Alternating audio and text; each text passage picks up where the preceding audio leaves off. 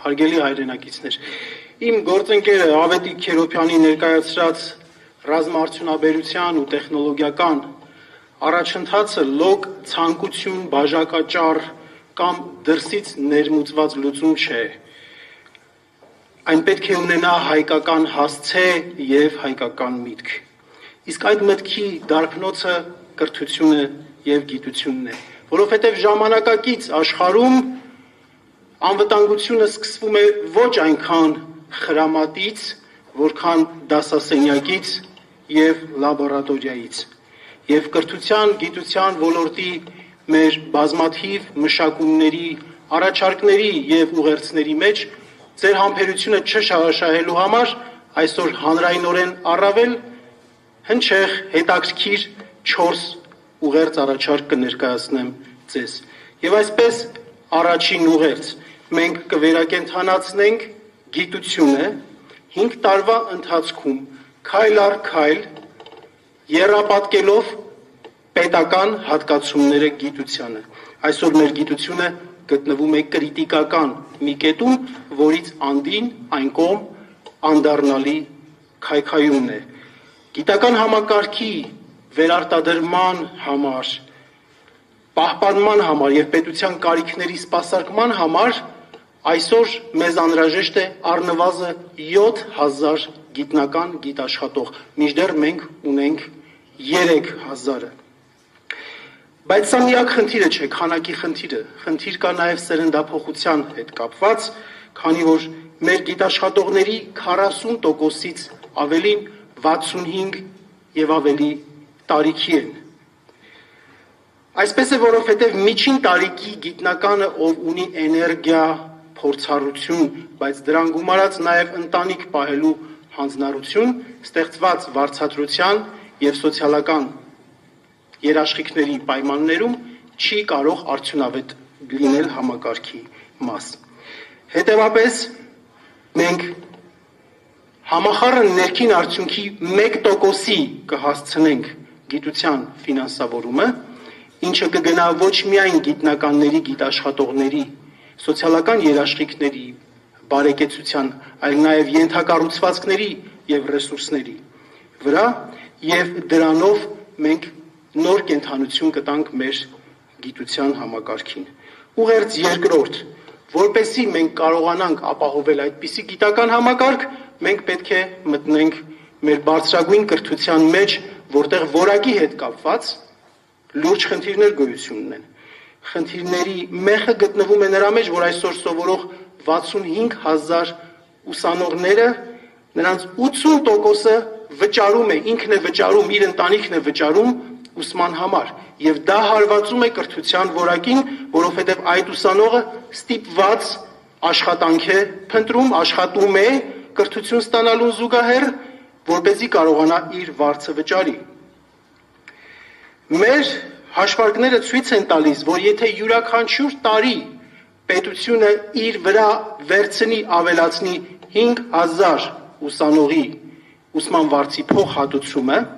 բնականաբար իր համար կարևոր նշանակություն ունեցող, կենսանական նշանակություն ունեցող մասնագիտությունների գծով դա կարժենա 2.5-ից 3 միլիարդ դրամ, որը լիովին տեղավորվում է տրամաբանության մեջ։ Եվ այսպես փուլ առ փուլ, քայլ առ քայլ, տարեց տարի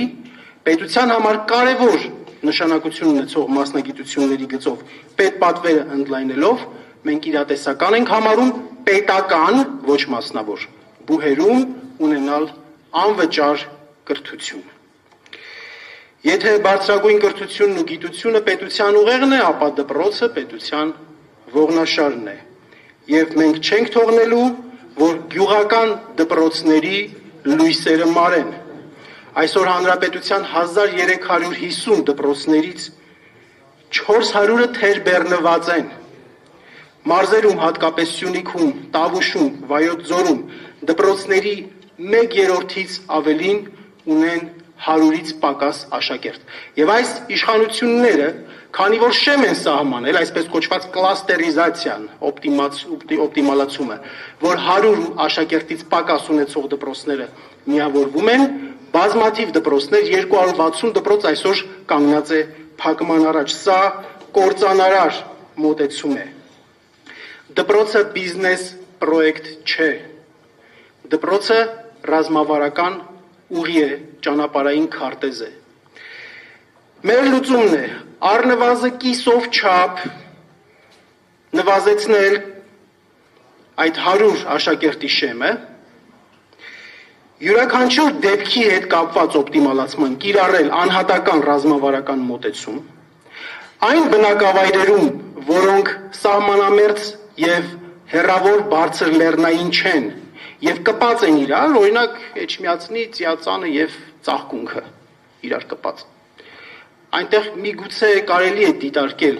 այդ օպտիմալացման հանգամանքը սակավաթիվ աշակերտների պարագայում, բայց սահմանամերձ բնակավայրի դպրոցի լույսերը չենք թողնելու, որ մարեն, սահմանամերձ բնակավայրերում հատկապես դպրոցներ չեն փակվելու։ Եվ 4-րդ ուղերձը։ Մենք հանրակրթությունը կդարձնենք 11-ամյա եւ աշակերտներին ու նրանց ընտանիքներին կազատենք կրկնուսուցման գերությունից։ 15 տարի շարունակ մեր հասարակությունը բողոքում է 12-ամյա կրթությունից։ Մենք պետք է քաջություն ունենանք խոստովանելու,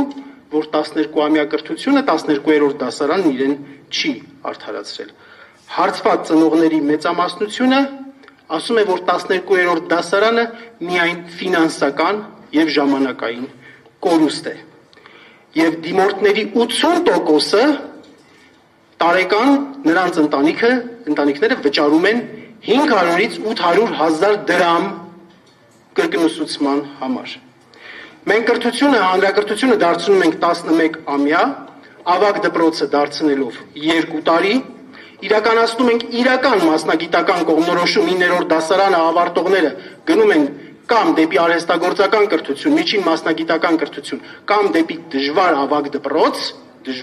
դպրոց, եւ ավագ դպրոցում ներդնում ենք մրցունակ կրթական ծրագրեր ու իրականացնում ենք ուսուցիչների այնպիսի վերապատրաստում, որ հնարավորություն տա առանց կրկնուսուցման ընդունվեն ոչ միայն տեղական, այլև միջազգային բուհեր։ Սիրելի հայրենակիցներ, Հայաքվեի ծրագիրը թղթի վրա գրված ծրագիր տեքստ չէ, այն գիտելիքահենք պետություն կառուցելու ճանապարհային քարտեզ է։ Մենք ոչ նավթ ունենք, ոչ գազ, բայց մեր կարևորագույն կապիտալը մարդն է ու նրա միտքը, կրթության ու գիտության զարգացմամբ է հնարավոր հասարակական արդարություն եւ համերաշխություն ապահովել։